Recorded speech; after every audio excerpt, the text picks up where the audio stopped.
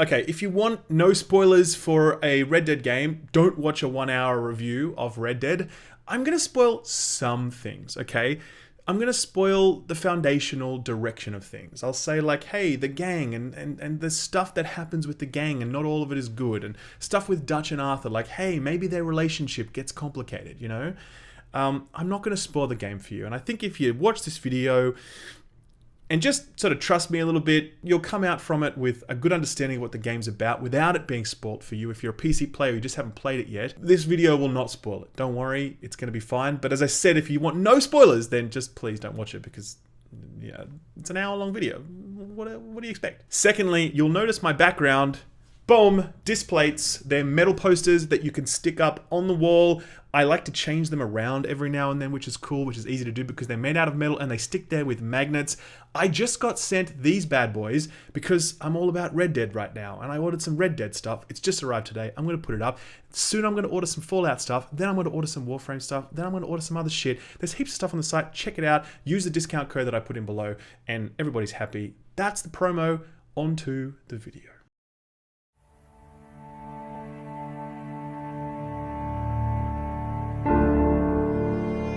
My favorite TV show is The Wire. It's very commonly referred to as the best TV show ever made, not because it ran for 30 seasons or because it won the most awards. In fact, it rather famously never won an Emmy.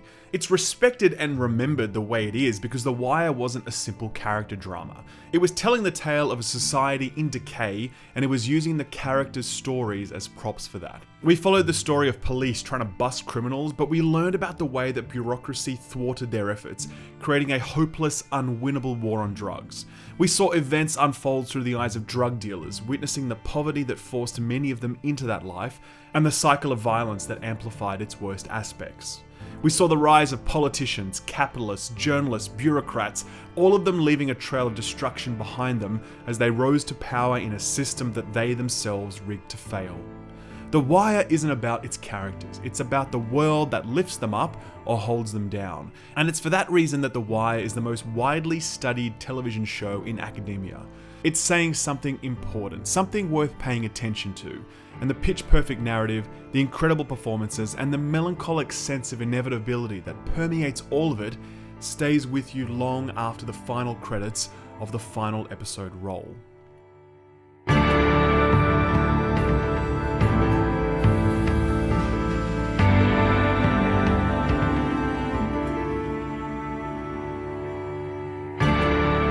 I think Red Dead Redemption 2 deserves discussion and analysis the same way that The Wire does. I think it weaves one of the greatest tales ever spun into a video game. This is a tale about a way of life doomed to fade, a people doomed to destruction, a family doomed to sunder, a relationship doomed to fall apart, and a man who embodies all of this inevitable doom.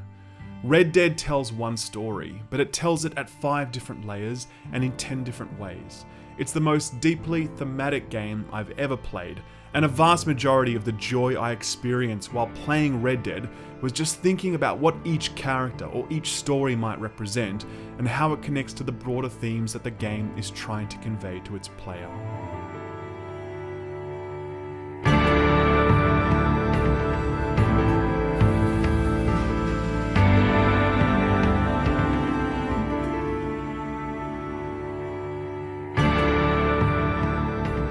But there's a lot wrong with this game as well. It's now the highest rated game of this generation on Metacritic, and having finished the game now, I'm honestly pretty stunned by that. Red Dead Redemption 2 is so finely crafted, so perfect in some aspects, but in others the game is just out of date and borderline unplayable. It's the most beautiful open world game I've ever set foot in, but it also feels wholly fake, as your actions have no consequence upon it. It's a game that affords the player an incredible sense of freedom as you live out a cowboy fantasy, but the missions you are shuttled through feel incredibly restrictive and on rails, with no ability to improvise or problem solve at all.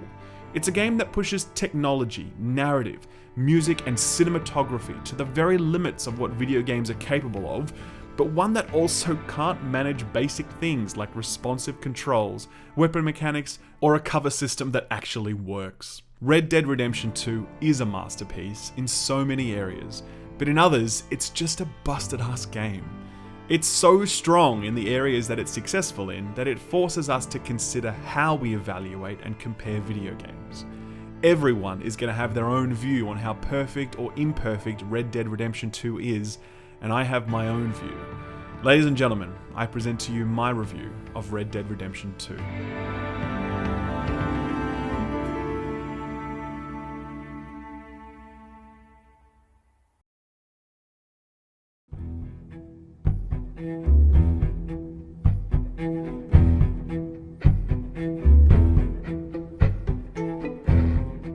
The turn of the 20th century was a fulcrum point in American history, as the age of manifest destiny, frontierism, and the outlaw were all drawing to a close. The land was fully colonized, and in the wake of the colonists came the trappings of civilization: law, police, government, taxation. It's in this moment in American history that Red Dead Redemption 2 is set. Dutch van der Linde leads a small gang of outlaws who are holding on to an old way of life. They believe a man should be able to do as he pleases, live how he pleases, where he pleases, and the newly arrived lawmen are the harbingers of a world that they want no part of. I think the tension is best summarized by this exchange between Arthur and the leader of the federal lawmen, who in Red Dead are a private detective agency hired on behalf of a wealthy capitalist. You enjoy being a rich man's toy, do you? I enjoy society, flaws and all. You people venerate savagery, and you will die. Savagely. All of you. Oh, we're all gonna die, Agent. Some of us sooner than others. Good day, Mr. Morgan. Goodbye. The battle lines and ideologies are clearly drawn in this exchange. Arthur sees these federal lawmen as pawns in a rich man's game, where the lawmen argue that society is the future, warts and all, and that the savagery of the outlaw must be brought to an end. It's a theme that's returned to very often throughout the game, but only ever in very subtle ways, and the restraint shown in the writing is one of the best features of this entire experience. Witness this scene between Arthur and John Marsden, the protagonist in the first Red Dead Redemption. Look at us. Out here risking our necks, and for what exactly? For an idea that don't work no more. How you mean? You know just what I mean. I think a lot of other games would have taken this as a chance to lay on the exposition, to clearly explain how the ideals of the gang, the outlaw, the frontier, the rejection of the law, all of these ideals no longer work. But that exposition doesn't come. Arthur just says, you know what he means. And at no point throughout the entire game is this commentary on the changing world ever delivered to us on a platter. We have to sense it and discern it slowly, and it shows tremendous respect for the player's intelligence in doing that. The closest we get to any of this sort of exposition are Dutch's musings on the righteousness of his outlaw cause and his justifications for why they do the things they do. You know how most people would say that the original Star Wars trilogy is about Luke Skywalker? Well, it's sort of not. It's about Anakin Skywalker or Darth Vader. It's his redemption story. Luke is the central character in that redemption story, but the story ultimately hinges on the actions of his father. Well, it's the same here in Red Dead. You play as Arthur Morgan, but this is ultimately the story of Dutch van der Linde and his transformation from an inspiring, Robin Hood-esque figure into a self-serving madman. But maybe it's not that at all, and that's really the genius of the way that Rockstar have written Dutch. Red Dead Redemption 2 asks the player to watch and observe this man, and understand him in a way that I don't think any other game has done as brilliantly. You are brought on such an emotional journey with this man. You love him, you hate him, you want to protect him, you want to rebel against him. The magic that he weaves is intoxicating, and I think most people who really let Red Dead sink into them will do so in large part because they fall under Dutch van der Linde's spell. Dutch claims to be living a life of service. Service to his gang of outlaws, which he calls his family, and service to an idea that he says can work so long as everyone just has enough faith in him. Dutch doesn't believe this age of civilization is inevitable. He believes that if you fight back hard enough and you secure enough victories, eventually you can steal away to some other new place and you can build a new brutal utopia there, where the spirit of liberty and frontierism can live on forever. I got a saying, my friend. We shoot fellas as need shooting, save fellas as need saving, and feed 'em as need feeding. We are gonna find out what you need. In the beginning, Dutch doesn't live for himself, he lives for others. He is kind, he is courteous, he surrounds himself with good people and listens to their counsel. He is willing to be challenged. He is the magnanimous vision of leadership that we all hope to follow. Miss, you are safe now. And you can't stay here. You come with us. Arthur! Miss, it's okay. We're bad men. We ain't them. The sum total of seeing Dutch like this as often as we do is that the player comes to love him. We sense that he isn't perfect. In particular, we sense that he has a bit of a fragile ego, but we love him nonetheless. It's a feeling that I think was solidified for me towards the middle of the game, where Dutch meets a powerful public figure who Dutch wants to work with for a time to their mutual benefit. Here's how some of the exchange goes down. And that is Hector Fellows, this self-righteous newspaper man. Maybe you will kill him for me one day.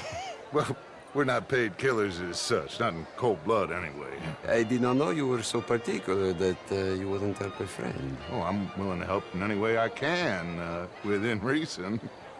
I'm going to pretend to understand what that means. I meant no offense, sir. Ah, none taken. None taken! Well, it has been wonderful conversing with you, but I can tell that you are very busy, and I won't waste any more of your time. Yes. Go, enjoy yourselves, and mingle with this vulgar scum. It'll make you long for the days when you could shoot each other and screw cows out on the open range. Those sure were the days. Good day, gentlemen. Good day to you. I remember when I watched this, I was so angry and I just wanted to kill this guy because of how he spoke to Dutch.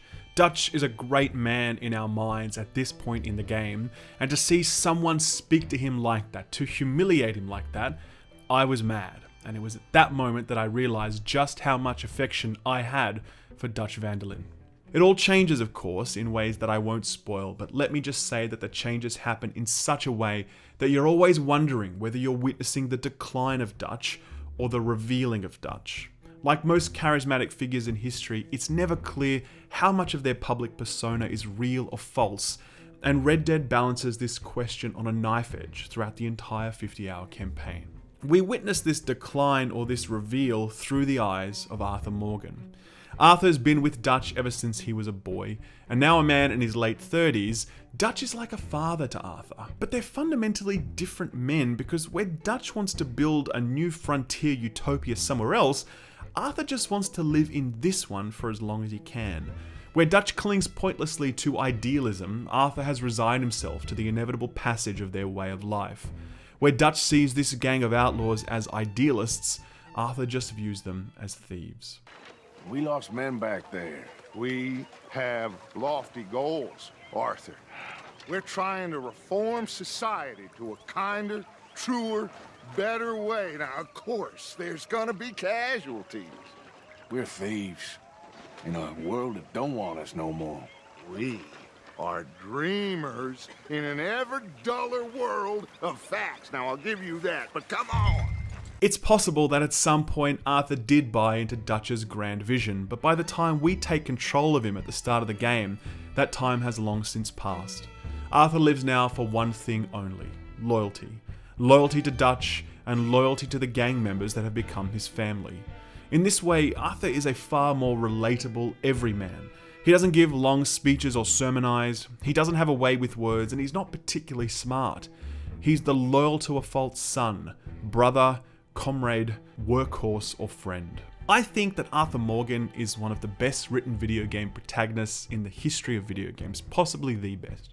I think this because Arthur personifies the sense of inevitability that permeates both the Red Dead Redemption games. There is a terminal quality to Arthur that we sense immediately.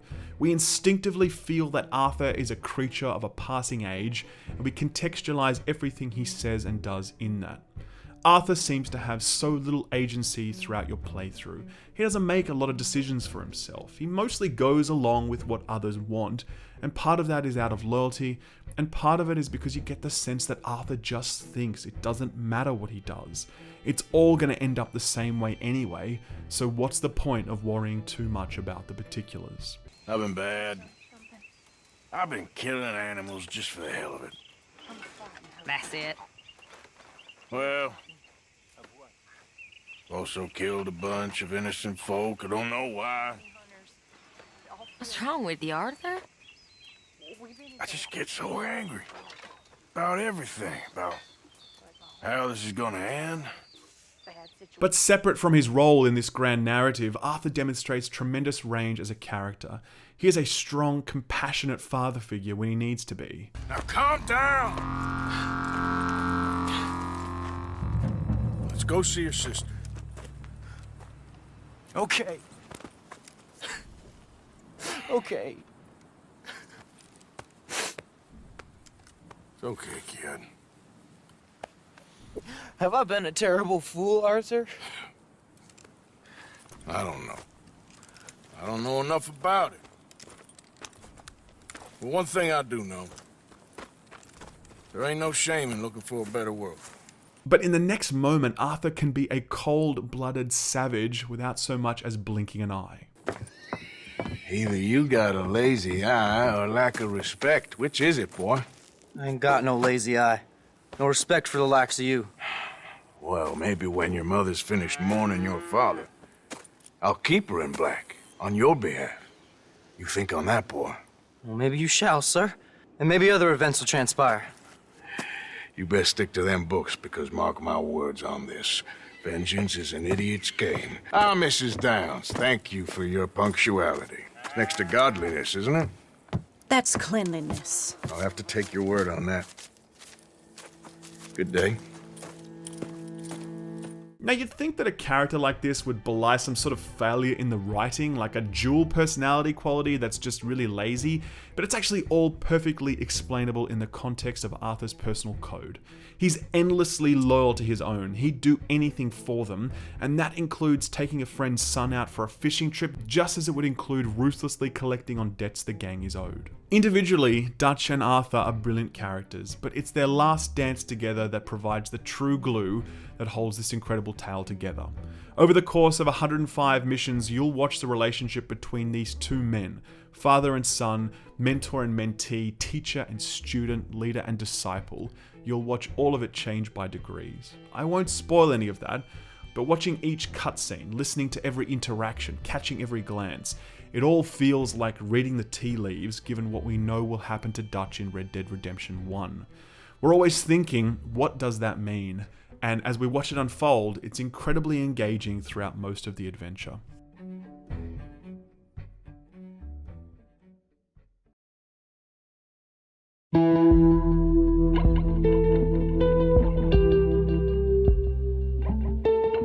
As I said earlier, there's a lot of layers to the way that Red Dead tells its story, but one of them I want to touch on is its treatment of history.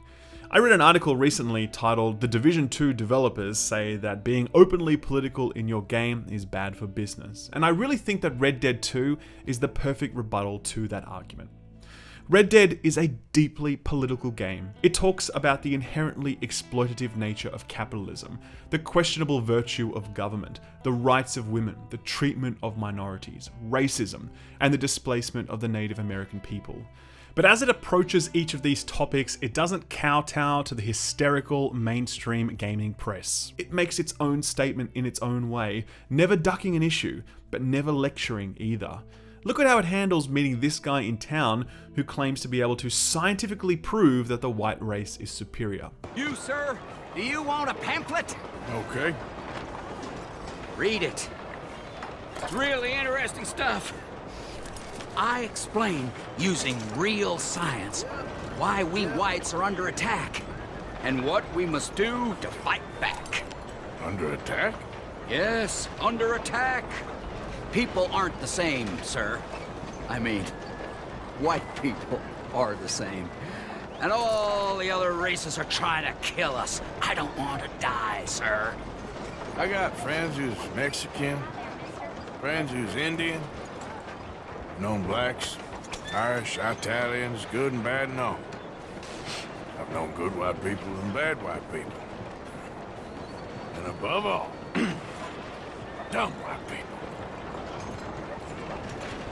You, sir, are a real fool. Funnily enough, I chased this guy around the block after he called me a fool, but because of the poor controls, I ended up tackling a black dude instead. That's some ironic shit right there. Red Dead has something to say about issues in history, and it says them. But more than that, it weaves these issues into its core narrative to continue its tale of inevitability and decay. Towards the end of the game, you'll meet up with two Native Americans, a proud chief who seeks compromise and peace, even though he suspects it will lead to the extinction of his people, and his son, who seeks war with the Americans, ignoring the obvious fact that this is a war he cannot win. Into this, Dutch throws himself, because he seeks to profit from the chaos he can cause between the Native Americans and the army. And as he does this, we hear how Dutch uses his professed love of the Native Americans as an allegory for his own struggle. Them Indians were savages. Watch your mouth there, boy. Watch it. Only type of savage in these parts are moonshine, swilling, pompous, inbred locals. Dutch, I saw things out there. I don't doubt you saw things, Bill, but your tiny little mind was too small to comprehend what you saw. What you saw was people who lost everything to savagery. Savagery of peasants. Failures come from Europe to reap some awful vengeance on God's last creation. In Dutch's mind, or at least as he presents it to us, the struggle of the free, proud Native American is the same struggle as the free, proud band of outlaws. They're both pushing back against a world trying to push them out and off the map entirely. But we always wonder how much Dutch believes what he's saying, or if it's just a fig leaf for his own selfish, manipulative purposes. For Arthur, helping the Native Americans has just as much meaning. Arthur senses that he and his world are slipping away, and that aiding the Native Americans in their struggle for some sort of life represents a chance to do something good with the time that's left. The government doesn't like me any more than it does you. Like you, I've been running for as long as I can remember. And like you, my time here is nigh undone. This is how you use history in your game, not as a means of crudely imprinting contemporary ideals on historical reality or lecturing the player, but as a chance to teach about the realities of history. History in Red Dead Redemption isn't cheap window dressing, it's woven very firmly into the core of its story. History here is given the respect it deserves. These are the layers that Red Dead Redemption 2 is constantly operating on. It's the passage of an age, the evolution of the men and women within it, the trappings of history to contextualize and deepen it, and the human drama giving it narrative form. It's a breathtakingly ambitious opus, the likes of which we seldom experience in our lifetimes.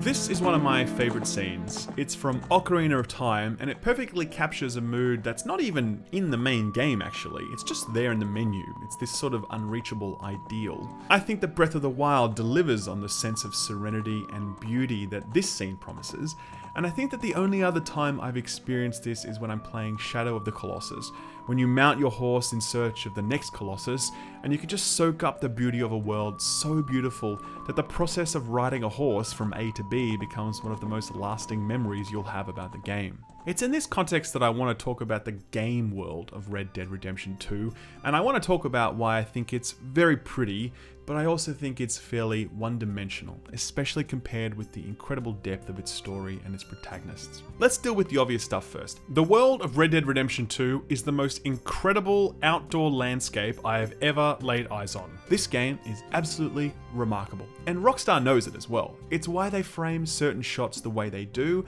or they give you the cinematic mode while you're riding your horse so you can just soak it all in. I took notes throughout my entire playthrough, and on more than a dozen occasions I have notes where I just continue to be stunned at the beauty of this game. Funnily enough, I was playing this game at the same time as I was beta testing Fallout 76, and the contrast between these two games with regards to their technical achievements couldn't be starker. I think Red Dead achieves a level of beauty that transcends the aesthetic and becomes a core gameplay feature in and of itself. Rockstar has taken incredible pride in designing the most breathtaking visual feast you have ever seen, and I would say that I've never derived so much enjoyment from a game's visuals as I have from Red Dead Redemption 2's. And it's not just the sunsets and the moonlight and the vistas that make this thing so striking, it's the uncompromising attention to detail and authenticity. One time I had to board a steamboat so I could play a game of high-stakes poker, and in that one mission I went from the most beautiful outdoor setting I've ever been in to one of the most detailed cities I've ever been in to a room that was just like... I'm literally running out of superlatives here. Look at this room, man. It's absolutely like ... I don't even have words. And there are so many rooms and scenes and vistas and mountain ranges and prairies and basins and canyons and swamps, and each of them drip with so much authenticity, love, care, and pride. There is so much fucking pride taken in the way this world looks, and given the controversy surrounding how this game was made, I think we owe all the developers at Rockstar a very big round of applause for achieving as much as they have on this front. Beyond the beauty, Rockstar has taken considerable care with the way they introduce you to new locations and create a sense of place, and they do it so expertly that you don't even realize it's happening. For example, on the way to this new location, this town of Strawberry, you'll encounter a stranger, and he's a New Yorker on the way there. Whoa! Please, sir, please stop, oh, I beg you. Oh, I'm in bad sorts here. I took a little jaunt and have managed to get myself hopelessly lost. I am staying in Strawberry. If you could just guide me back. You can choose whether or not you want to help him out and guide him to town, but you'll probably say yes because there's no reason not to. And as you walk with him to town, he'll deliver exposition.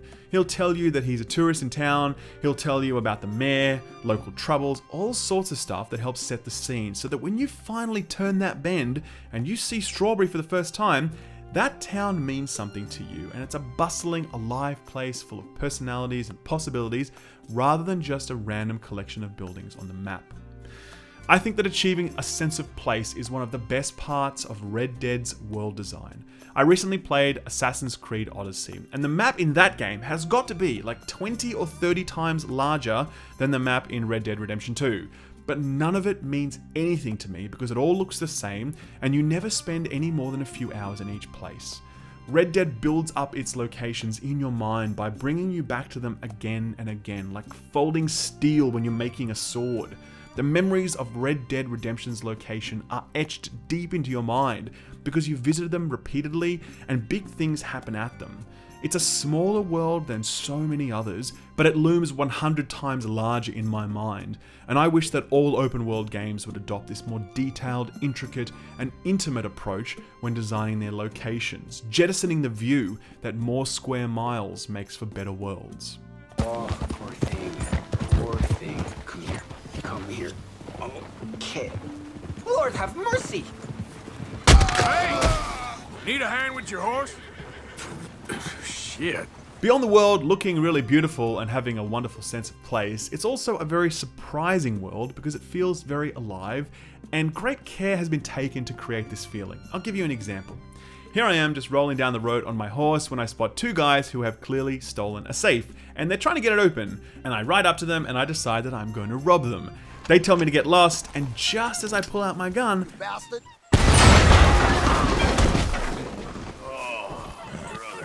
the dynamite at their feet explodes. They had forgotten that they'd lit the fuse and we all go flying. When I inspect their corpses, I notice that their feet have been blown off because the dynamite was at their feet, so it only makes sense that they're dismembered from the blast. I loot the safe, I loot their corpses, I carry on about my business. Now you're going to encounter a lot of these sorts of situations throughout your time with Red Dead, and they're really a treat. But eventually, the repetitiveness of these scripted situations reveals itself to you, and you cotton on to the fact that the world is not quite as alive as you'd hoped. I found two more guys trying to open up safes on the roadside throughout my playthrough, and I found a woman whose horse died twice, and she needed a lift back to Emerald Ranch twice, and she had the same stories to tell me on both rides. A lot of you would have watched Westworld, the HBO series, but for those of you that haven't, it's set in a Wild West themed theme park. All of the visitors are real people, but everyone occupying the world, they're all androids. It's all fake. And there's one scene where a new arrival to the park is approached in a bar by a guy who claims to know where you can find some kind of hidden treasure, and his friend explains to him that it's all staged. There's always a treasure or a damsel in distress and some quest to do, and it feels real, but it's all just manufactured for your enjoyment. And my point here is to say that all games are like this, even Red Dead Redemption 2. It would be nice to imagine that this visually stunning world you inhabit is truly alive, but it isn't. It's animatronics. It's a collection of scripted events that trigger the moment you get near them, and they begin to repeat as time goes on and you reach the limits of what's available. And this really isn't a criticism of Red Dead, it's just an observation. And it would be kind of unfair of me to hold the reality of video game is still a video game against Red Dead. But where I do struggle with Red Dead's world is in the lack of consequences that exist and how static this world is despite your actions. I'll give you another example involving the same town of Strawberry. In one mission, I go there to break someone out of jail, and as I do that, things go wrong and we end up in a shootout. Now, I end up murdering that entire fucking town. I mean, I must have killed the entire population 3 times over. And then the mission ends and the town is sort of on lockdown for a few missions and I can't go back. And then after that, I can just waltz back in there like nothing ever happened. All of the NPCs are repopulated, no one seems to mind that I'd come through there just a few days earlier and murdered dozens of people. It's all hunky-dory. It might seem too high a bar to set or too unfair an ask, but I'd really hope that Rockstar could come up with some sort of solution to this problem with Red Dead 2, and they haven't. And it wouldn't bother me that much, except for the fact that the narrative is so deep and so complex and so layered and rewarding that the meaningless violence that takes place around it and the lack of consequences associated with that violence, it all makes the whole adventure seem rather fake and cartoonish. Dishonored developed some sort of solution to this as the world around you evolved in response to your actions. If you killed everyone along the way, the game became darker, more nightmarish. There was a systemic consequence to your actions, rather than just a transactional bounty on your head which you could pay off and then you're totally in the clear. I don't know what the answer to this is in the context of Red Dead, but I remember thinking that just as Red Dead's narrative and characters demonstrate how limitless the possibilities are in video games, the world design reminds us that the limits are still very much there. This is a tale about the consequences of your actions set in a video game where there are no real consequences for your actions at all, and that juxtaposition does feel rather jarring.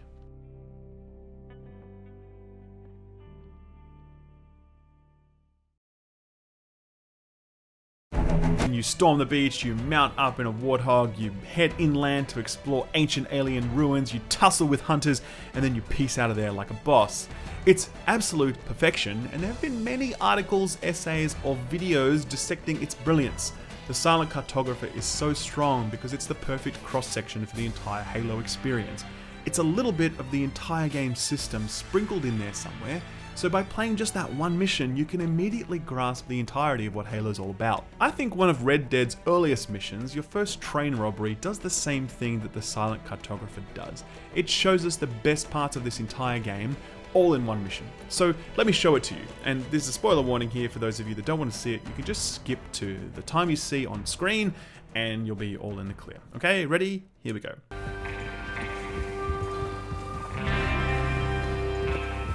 The mission begins with our full posse, and it's kind of rare that you ride out en masse like this, and it really feels awesome when you do. It means shit's about to go down. Dutch begins by providing us with a briefing. Okay, gentlemen, listen up, all of you. According to the information so kindly provided to us by the O'Driscolls, the train will be coming north from Big Valley. We're gonna pick it off after it crosses the border into the Grizzlies. There's a raised spot there that should give us good vantage. Charles, you'll keep... Now this is actually the first time we leave the mountains, and up to this point all we've seen is snow. We've spent the last 2 hours seeing absolutely nothing but white, so when we start to see the flecks of green and we arrive in the valley below and behold every bit of its visual splendor, it's stunning. You're very often going to find yourself dumbfounded by the beauty of these new locations, and this was the first time it happened for me. Gentlemen, it's time. Good luck, all of you. You all know what to do.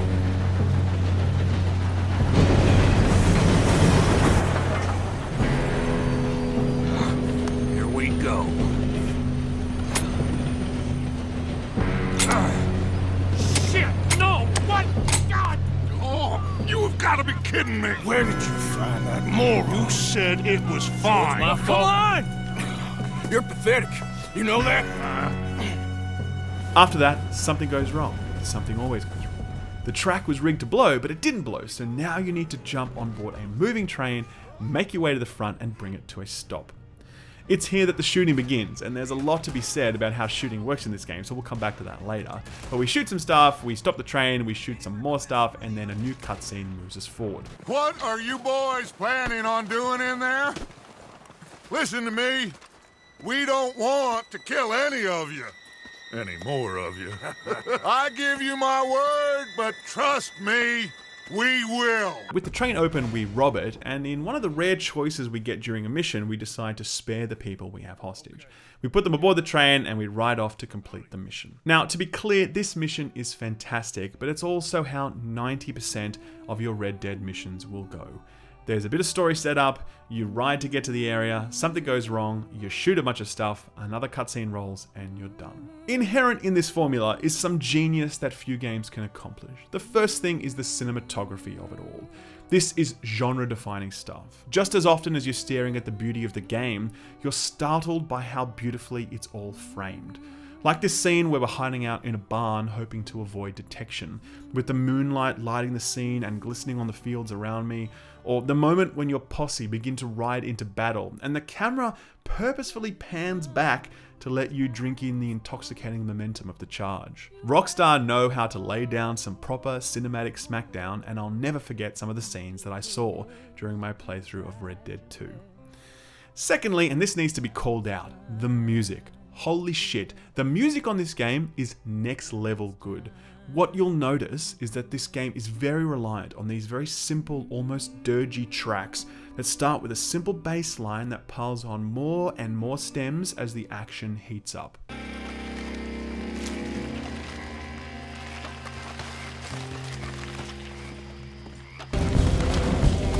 Let's go!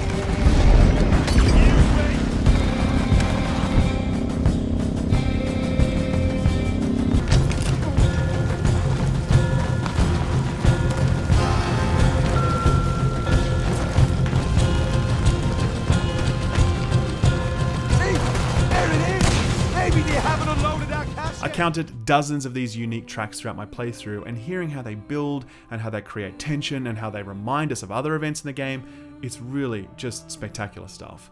This is one of the great soundtracks in video games, not because of how much it tries to take center stage like in, say, Nier Automata, but because of how much it accentuates and elevates the on-screen action. And yes, the sequence where the D'Angelo song comes on, man, I could make an entire fucking video about that. It's an absolute masterstroke. May I stand unshaken amid a misty crash of world. The other thing that this game does better than so many others is mission variety. One mission, I'm robbing a train, the next I'm getting drunk in a bar, the next I'm shoveling shit in a pig pen, the next I'm flying a hot air balloon. There's a lot of variety in what you're doing and where you're doing it, and that certainly keeps the game feeling interesting or fresh throughout most of its duration. But while there's plenty of mission variety, there's almost zero variety when it comes to gameplay within those missions. The broader world of Red Dead is wide open and spontaneous, but it has a scripted quality that you can't escape. Well, missions are that same scripted quality dialed up to 11. They are extremely linear experiences with no ability to color outside the lines at all. They basically feel like they're on rails the whole time. It almost feels like you're playing Time Crisis. I'm really not exaggerating in some regards. Reload! I mean, take for example one of the first missions you'll do. You're with a friend out in the snow when you see a bear. Your friend warns you to not go near it, but you're a badass, so fuck that guy. I'm gonna go kill this bear. You take a shot at it, it doesn't kill it, it attacks you, it runs off, and as you start chasing it, you'll then fail the mission because it turns out that you got too far away from where your friend is. Bad luck, that's it. Follow the rules, color in the lines, no arguments. There are so many examples like this throughout Red Dead. Missions where you suddenly and unexpectedly fail because you didn't do exactly what the game wanted at exactly the right time. It's extremely restrictive, and it really limits how much you can buy into the fantasy of you as a ruthless, do-anything-to-survive outlaw that makes their own rules. To be super clear, there is zero problem solving or improvisation possible in Red Dead. You have no agency whatsoever. You're not even allowed to flank your enemies most of the time. This will very often trigger mission failure because you got too far away from the required route. And for a game with a world as richly detailed and characters as beautifully written, this rigid mission structure really stands out. But in the context of missions, nothing stands out as much as how badly designed and implemented combat and movement are in this game. Holy hell! Honestly, controlling Arthur Morgan feels like driving a stagecoach. He is slow to start moving, slow to stop. He cannot navigate small spaces with any ease, and he seems to choose what speed he goes at whenever he likes, not the player. Trying to get him into cover is a goddamn coin flip. Will he? Won't he? Will he go over to that other cover that puts him within clear shot of the enemy? Will he stand on the fucking box instead of taking cover behind it? Oh my god, it's just crazy. And yes, I know you can tweak the control settings and you can make it somewhat better, but it's still really, really shit. Now, I've heard many people offer this theory on the controls, and the idea goes like this. They say that the controls are designed to be shit and clunky because it mirrors the struggle of Arthur. It's this idea that if the controls were smooth and responsive, then the game would be too easy, or at least it would feel less realistic. By making them imprecise and clunky, it mirrors Arthur's own struggle and frustrations. It's the same argument used to justify how horrendous it was to control that stupid dog thing in The Last Guardian. Like, oh, he's a pet. Pets don't always do what you say, so it's better. No, this is all nonsense. The game would not be any worse or less authentic if Arthur actually did what I told him to. In fact, it would be a hell of a lot better because I wouldn't have to retry so many checkpoints because Arthur chose to run out into the middle of a shootout for a laugh. No, these controls suck. They are unacceptably bad. And I really think that Rockstar have been getting a huge free pass because of how brilliant so many of the other aspects are of this game. Did it stop me from loving Red Dead 2? Hell no. Will it stop you from loving Red Dead 2? Maybe. I've heard from a lot of people who just put the game down owing to how clunky it was, and while I think that's a damn shame, I do understand that decision. On top of all this, shooting in this game, it just sucks. The combat loop has not evolved one iota from 7 years ago, which is basically take cover behind a box if you're lucky, pop out, ride your auto aim or your deadeye to kill things, rinse and repeat. You really have to rely on these gimmicks because trying to aim your gun and fire is just it's just not good. Yes, person in the comment section, I know you are some MLG 360 no-scope hero and you don't have any problems hitting targets because you're amazing, but most people who play this game are going to find that aiming at targets is a massive chore, and they're going to rely very heavily on their auto aim, which again really eats into the fantasy of you being a true badass because badasses don't need auto aim. The pop and stop shooting is really the bread and butter of most missions, and given how bad it is and how clunky the controls are, there's a good chance that you're going to get bored of missions by about the halfway point in the game, perhaps even earlier.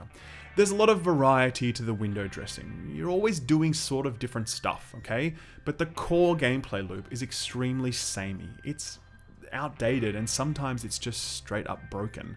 It didn't destroy my experience, not even close, but it did make me realize that all of these 10 out of 10 scores that the game was getting wasn't for its gameplay, but for the things that sat around that gameplay, like the story, like the open world and the visual splendor. That's fine for me, totally fine, but your mileage may vary.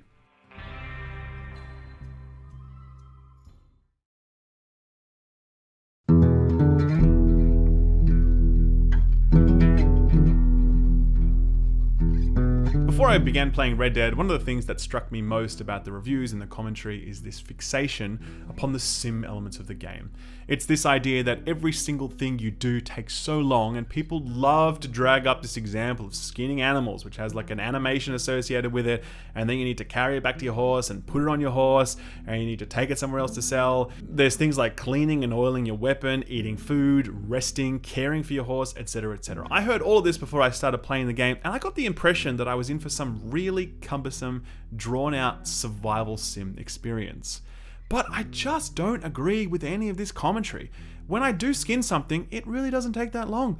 I almost never have to eat or drink or clean my weapon or care for my horse.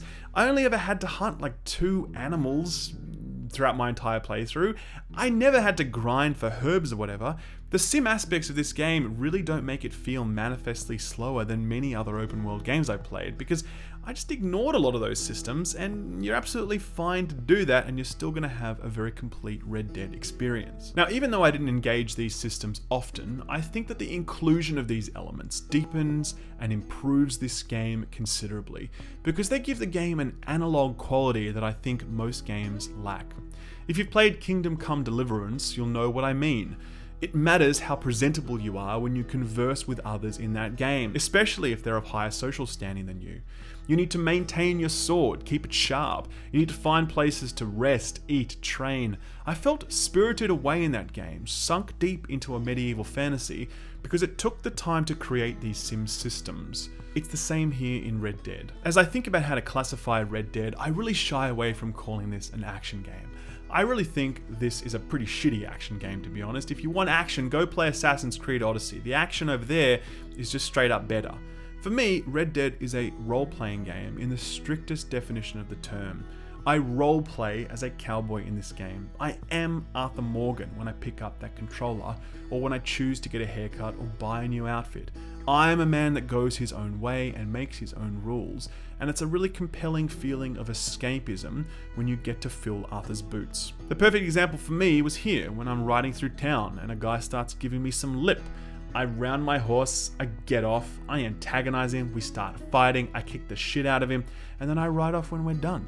I'm sure we've all been in situations where some asshole was talking during a movie, or being rude to the bus driver, or gets too drunk at a party or whatever, and I'm sure we've wanted to be the dude that goes over there and sets that guy straight.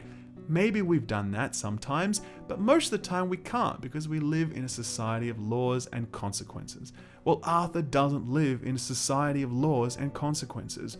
So when someone gives us lip, we're going to mess that guy up, and it's going to feel really good. That's the essence of roleplay, and I think that the world that Rockstar have built allows us to live out this fantasy in a way that I don't think is getting enough recognition at this point. So while I don't think that the sim or the RPG aspects of the game slow it down, Red Dead has some seriously bad pacing problems, like massive pacing problems. There are 6 chapters in Red Dead, followed by 2 epilogues. In chapters 1 through 4, the game's pacing is absolutely perfect. It's building to this mighty crescendo, and at the exact moment when everything climaxes, you're suddenly whisked away to this new location in chapter 5 to do some complete non sequitur style adventure that just feels completely ridiculous.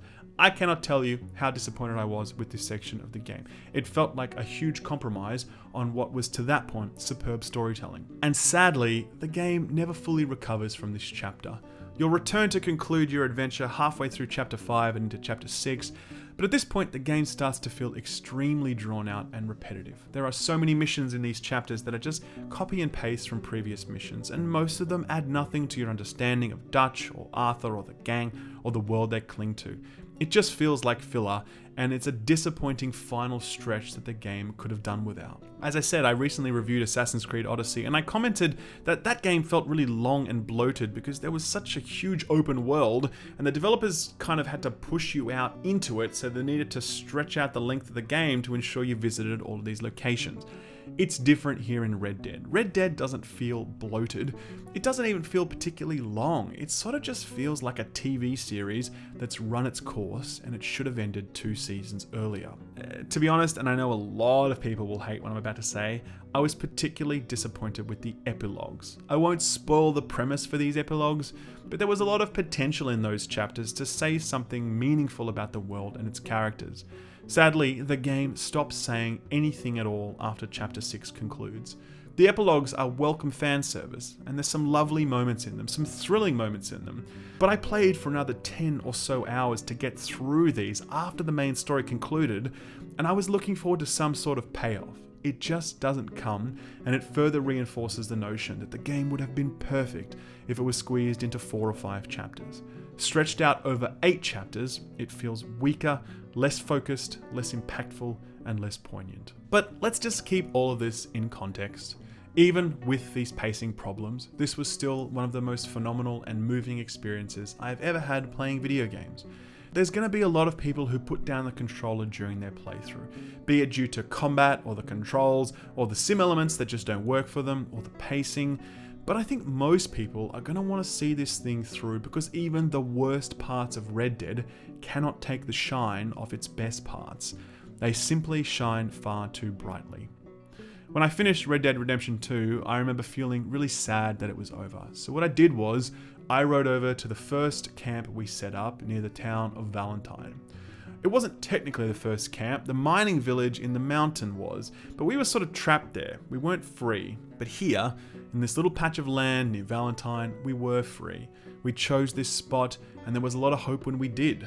Dutch was there, and we all still loved him. We were together, we were a family, and there were so many moments of friendship and kindness and possibility here.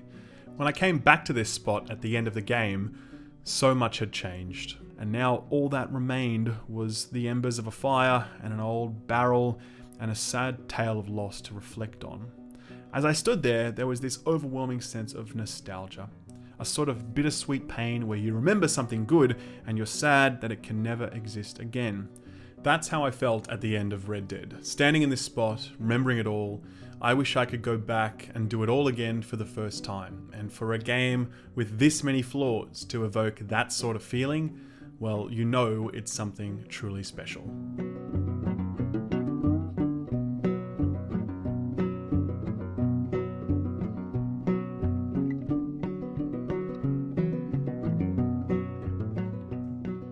Thanks for watching the video. As I do with all of my major reviews, I've worked with a very talented graphic artist to create a special edition of the review script. It's available exclusively to patrons and those who sponsor the YouTube channel directly. Check the link in the description below for more information.